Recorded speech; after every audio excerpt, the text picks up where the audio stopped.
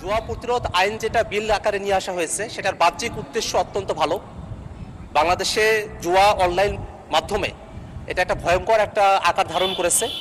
এই কারণে এই আইনের মতো করে একটা যুগোপযোগী আইন করা প্রয়োজন, যে আইনের মধ্য দিয়ে বাংলাদেশে জুয়া এবং অনলাইন মাধ্যমে যে জুয়াগুলো সংগঠিত হয় সেগুলোতে লাগাম টেনে ধরা সম্ভব হবে এবং যারা জুয়ারি আছে, জুয়ার সাথে সম্পৃক্ত ব্যক্তিবর্গ আছে, তাদেরকে আইনের আওতায় নিয়ে আসা সম্ভবপর হবে। এই কারণে আজকে মাননীয় স্বরাষ্ট্রমন্ত্রী কর্তৃক যে বিলটি এখানে উত্থাপন করার জন্য বিবেচনার জন্য পাঠানো হয়েছে, সে আইনের যে বাহ্যিক উদ্দেশ্য তার সঙ্গে আমরা একমত।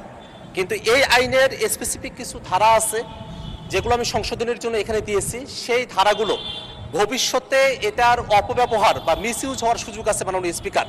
এটা আশঙ্কার বিষয়। এই কারণে আমরা যদি এই আইনের 36 নম্বর ধারার 2 নম্বর উপধারার দিকে তাকাই, তাহলে দেখব এখানে তল্লাশি এবং জব্দের জন্য বলা হয়েছে যে কোনো পুলিশ অফিসার যদি বিশ্বাস করেন যে এই ধরনের কোনো ঘটনা সংঘটিত হচ্ছে, তাহলে সেখানে তিনি তল্লাশি এবং জব্দ করতে পারবেন আদালতের অনুমতি ছাড়াই। মাননীয় সদস্য জনাব আখতার হোসেন এই সংক্রান্ত স্থায়ী কমিটিতে সদস্য ছিলেন, আর এই বিলের উপরে তিনি যথেষ্ট বক্তব্য সেই কমিটিতে প্রদান করেছেন। ওইখানে তার মতামতকে আমরা যথেষ্ট গুরুত্ব দিয়েছি। তো তারপরেও তিনি এখানে এটা জনমত যাচাইয়ের জন্য যে বিলটি প্রেরণের জন্য এখানে যে আবার সংশোধনী এনেছেন, প্রস্তাব নোটিশ দিয়েছেন, এটা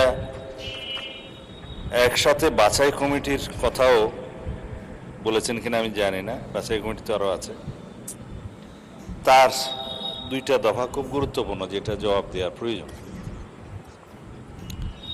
একটা হচ্ছে বিলের দফা 36-এ আদালতের অনুমতি নিয়ে তল্লাশি করা এবং জব্দ করার বিষয়। মানে স্পিকার, আজকাল জুয়া হয় সাইবার স্পেসে, অনলাইনে, ডিজিটাল স্পেসে, বিভিন্ন ওয়েবসাইটে। এখানে আদালতের অনুমতি নিয়ে তল্লাশি করার যে সময়টা, সেই সময়ের মধ্যে সেই প্লেস অফ অকারেন্স এবং সেই যে ক্রাইম সংগঠনের এটা তার মধ্যে অপসারণ হয়ে যাওয়ার সম্ভাবনা আছে। ইনফরমেশন লিক হবে, আদালতে যাওয়া, অনুমতি নেওয়া। এছাড়া পুলিশের তো একটা ইনহেরেন্ট এখতিয়ার আছে বিভিন্ন সেকশনে, বিভিন্ন আইনে, সিআরপিসিতে, যে অপরাধ সংগঠনের কোনো জায়গায় তল্লাশি, জব্দ এবং গ্রেফতারের, সেটা আমরা এইখানে অনুসরণ করেছি। তো সেই জন্য এই দফায় ওনার যে প্রস্তাব সেটা গ্রহণযোগ্য নয়। আর দফা 43-এর মধ্যে 43-তে তিনি বলেছেন যে কন্টেন্ট বা চ্যানেল ব্লক করার জন্য website, app, domain, IP address ও যোগাযোগ চ্যানেল ব্লক করার যে ব্যবস্থাটা, যে ক্ষমতাটা দেয়া হয়েছে এই আইনে, সেইটা যেন অপব্যবহার না হয়। তা আমি মাননীয় সদস্যকে অনুরোধ করব, এটা ডিজিটাল সিকিউরিটি অ্যাক্ট নয়, এটা কোনো সাইবার সিকিউরিটি অ্যাক্ট নয়, যেটার উপর আমরা বিল আনার জন্য চেষ্টা করছি।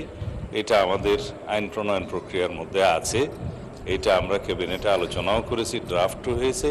ভবিষ্যতে বিল আকারে আসলে সেখানে স্থায়ী কমিটিতে যখন যাবে ওখানেও আপনারা মতামত দিতে পারবেন, এবং দফাওয়ারি যখন সংশোধনী আসবে বা এই জনমত যাচাই বাছাই আসবে তখনও আপনারা কথা বলতে পারবেন। সেটা আলোচনাটা সেইখানে করা দরকার। এইখানে যে ব্লক কন্টেন্ট ডিলিট করার কথা বলা হয়েছে, সেটা এখন আমরা অনেকটা আনঅফিসিয়ালি এক্সারসাইজ করতে হয়। বিভিন্ন ওয়েবসাইটে যে জুয়া এখন পরিচালিত হচ্ছে অবৈধভাবে, সেগুলো ডিলিট আজকে একটা করে দিলে আগামীকালকে আবার একটা ওয়েবসাইট